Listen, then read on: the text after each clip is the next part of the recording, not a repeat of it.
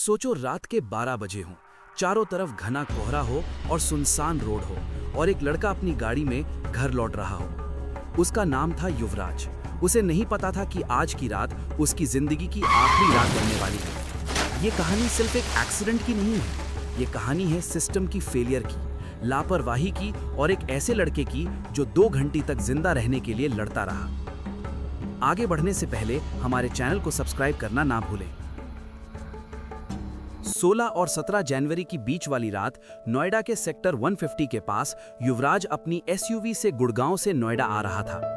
Road पर dense fog था और विजिबिलिटी ऑलमोस्ट जीरो थी। इसी रोड पर एक कंस्ट्रक्शन साइट था जहां एक बहुत बड़ा गड्ढा था और जो पानी से भरा हुआ था। ना कोई बैरिकेड था और ना कोई वार्निंग बोर्ड वहां थी और ना कोई रिफ्लेक्टर लाइट थी और इसी गड्ढे में युवराज की गाड़ी सीधा गिर गई। गाड़ी पानी में डूबने लगी, लेकिन युवराज ने हिम्मत नहीं हारी। उसने किसी तरह कार का गेट खोला और बाहर निकला और गाड़ी की छत पर चढ़ गया। बाहर बहुत ठंड थी और पानी भी ठंडा था। रात गहरी होती जा रही थी, पर युवराज जिंदा था और मदद का इंतजार कर रहा था। युवराज ने सबसे पहले अपने पापा को कॉल किया। उसकी आवाज कांप रही थी और वो बोला, पापा, मैं पानी में फंस गया हूं, प्लीज मुझे बचा लो। पापा ने तुरंत पुलिस को कॉल किया और इमरजेंसी नंबर्स डायल किए और एसडीआरएफ को इन्फॉर्म किया। उसके बाद पापा फोन पर बने रहे, मिनट नहीं पूरे घंटे। युवराज फोन पर ही अपनी जिंदगी की आखिरी उम्मीद पकड़ के बैठा था। उसके बाद युवराज के पापा मौके पर उस जगह पर पहुंच गए और बोले, बेटा तुम चिंता मत करो, मैंने पुलिस और एसडीआरएफ टीम को कॉल कर दिया है, वो जल्दी ही आके तुमको बचा लेंगे बेटा। पापा बोले, पर बेटा तुम हो कहां, मुझे कुछ दिखाई नहीं दे रहा है। उसके बाद युवराज ने मोबाइल का टॉर्च जलाया और ऊपर हाथ करके दिखाया और बोला, पापा मैं यहाँ हूँ। पापा ने हल्की सी देखकर बोले, तुम टेंशन मत लो, मैंने सबको कॉल कर दिया है, सब अभी आते ही होंगे। पुलिस आई और उसके बाद फायर ब्रिगेड भी आई, एसडीआरएफ भी पहुंची। लेकिन एक सवाल, अगर रेस्क्यू आ गया था तो युवराज बचा क्यों नहीं? क्योंकि किसी के पास प्रॉपर रोप नहीं थी, किसी के पास सेफ्टी गियर नहीं था, कोई पानी में उतरने को रेडी नहीं था। पुलिस के साथ एसडीआरएफ की टीम भी बोल रही थी, पानी बहुत ठंडा है, नीचे सरिया है, अगर पानी में उतरे तो लोहे की रॉड से मौत हो सकती है। युवराज के पापा चिल्ला रहे थे, बोल रहे थे, मेरे बेटे को बचा लो। लेकिन पुलिस और एसडीआरएफ की टीम बोल रही थी, हम आपके साथ हैं, आपके बेटे को कुछ नहीं होगा।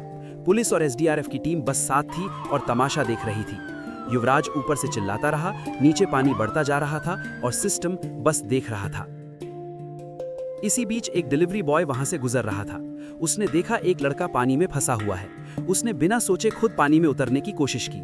ना यूनिफॉर्म, ना ट्रेनिंग, ना सेफ्टी रोप। वो आदमी मदद करना चाहता था, लेकिन पानी बहुत गहरा था, विजिबिलिटी जीरो थी।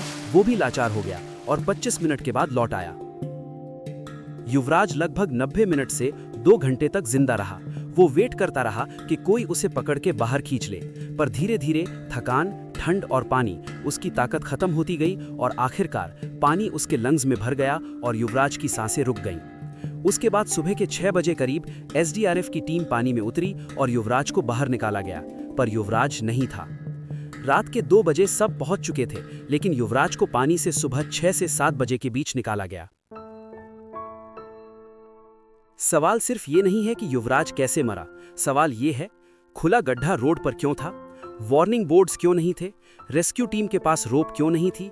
2 घंटे तक कोई प्रॉपर एक्शन क्यों नहीं हुआ? ये सिर्फ एक एक्सीडेंट नहीं था, ये नेग्लिजेंस थी। युवराज ने अपनी तरफ से हर पॉसिबल कोशिश की थी। उसके पापा ने हर नंबर डायल किए थे और एक डिलीवरी बॉय ने अपनी जान रिस्क में डाली थी, पर सिस्टम फेल हो गया। आज सवाल सिर्फ युवराज का नहीं है, सवाल हर उस इंसान का है जो कल इसी रोड पर चलेगा।